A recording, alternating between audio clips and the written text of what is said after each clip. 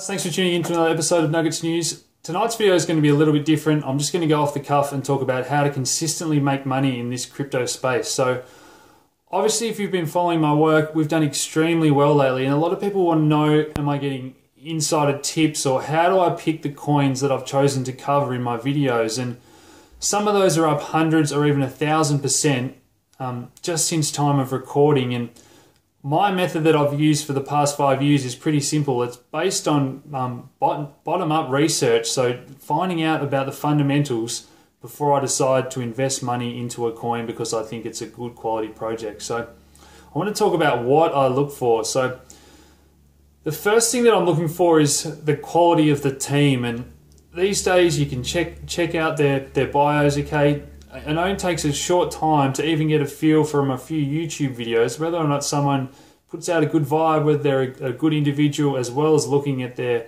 actual work-related history to get a feel for what the quality of the team is like behind the project. So the next thing I'm looking for, and probably the main thing, is whether or not the project has real-world application. So are they solving a real-world problem, or are they simply trying to apply blockchain technology because the space is red hot at the moment to an industry that is already chugging along pretty well, that blockchain technology isn't going to revolutionize? And a lot of people are trying to cash in on that at the moment. And they know there's lots of investors in this space that have made a lot of money, that are going to throw money at anything. And that's something that worries me when I'm starting to see people say, I'm just going to throw money at 20 coins, one of them will go to the moon. Well, I think the other 19 are going to fail and you're back to break even. And I'll talk about that a little bit more at the end of the video. So the next thing that I'm looking for is, does the token have intrinsic value? Is the token that they're creating actually being used as part of their technology,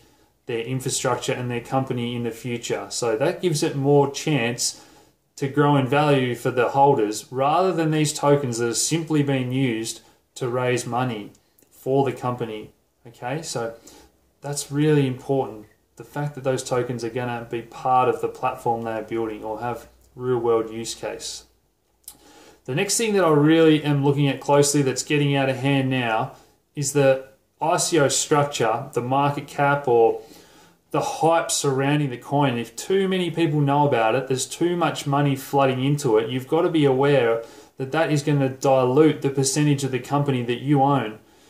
So if a company raises, let's just use round numbers, $10 million, and you throw $1,000 at that, okay, you own a certain percentage of that company.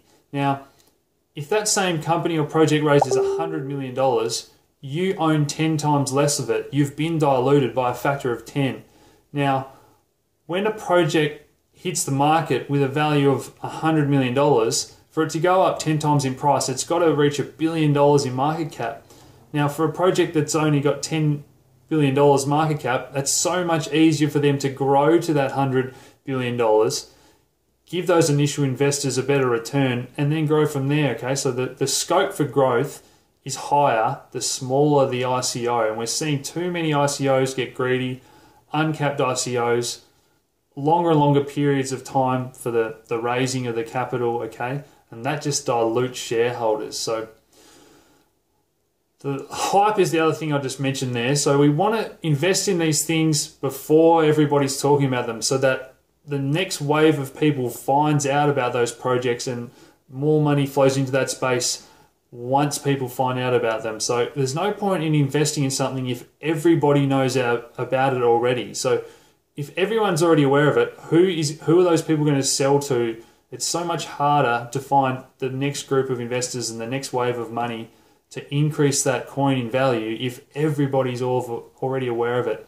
And that's why I've covered a few coins that aren't grabbing the headlines. They're maybe not the coolest or sexiest projects, but being boring over the years has served us well when it comes to investing. So people weren't interested in Bitcoin when I was telling them to buy for double digits, or Ethereum when it was single digits. A lot of these projects that I've covered in videos have only since gained popularity. So I'm always looking around to see if people are already a buzz on these things with social media, or that wave is yet to come. And I'll often take some profits once everyone talks about them and they go up 10x. So The next thing I just want to talk about is the research side of things is getting harder to do. And back in the day, there was only a few hundred or a few thousand people on Reddit, and there was mainly developers and people that had the best interests of the individual projects at heart posting updates.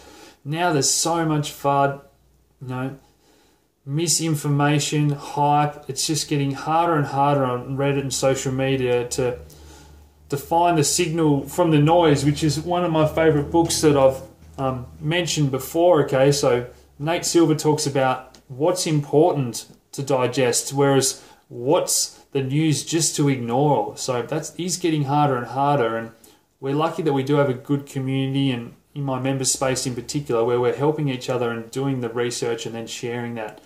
So the next thing I just want to talk about is a lot of people are now starting to troll this space. So whether it be censorship, calling it a bubble, labeling it tulip mania, it's the tech stock bubble all over again. Now, there's no doubt in my mind that we are seeing too much greed in the ICO space. There's now 1,000 cryptocurrencies already in existence, with more coming online every day. We know that the majority of those aren't going to succeed, okay? Unfortunately, it's a reality when you're starting a business, particularly in the tech space, that the majority of these aren't going to make it. So another reason just to respect your capital and don't throw it at any old project. And you only have to make those 100% returns, 1,000% return on a few different investments before you've made a life-changing amount of money. You only have to do it a few times. And we've obviously done extremely well in the past month or two investing in good projects, but patience is key. So it took time for more people to find out about Bitcoin. It took time for more people to find out about Ethereum. We're now seeing more awareness in this space. So maybe it speeds up and we don't have to wait years anymore, but don't be afraid to be patient. Maybe another good opportunity doesn't come along for 6 months, but when it does, if you can double, triple, quadruple, or 10x your money, you only have to do that a few times to make that life-changing amount of money. So respect your capital. The final thing I just want to talk about is this applies to everything in the crypto space and really in life. So putting my money to where it's going to be treated best with credible individuals. So people still ask me why I use Coinbase. And for me, Brian Armstrong is a highly credible guy. I love the way he goes about things, his demeanor. Coinbase has made on-ramping and off-ramping cryptocurrencies so much easier for the majority of the population in majority of countries around the world. He started the GDAX institutional exchange. The next project, Toshi, is really exciting. Have a look at that if you haven't already, okay? But people fighting over saving a few percent in fees just for the sake of it, okay? I've seen too many small exchanges go belly up or get hacked over the years, okay? So I'm always putting my money to where it's going to be treated best with quality teams, okay? Hopefully you've liked that style of video. I've covered a lot of coins lately. I plan on obviously covering more good projects, okay? I haven't accepted money for any of the coins I've covered. I've disclosed that I've owned those coins. I'm not going to be taking money from coins or companies to promote them. I'm going to be promoting projects that I think are good, particularly Australian companies if I can, as I want to see crypto become a huge part of the Australian economy ideally. And if you've enjoyed this off-the-cuff style of video, please hit like, subscribe if you haven't already, and share these videos around. And as always, thanks for tuning in, guys. Cheers.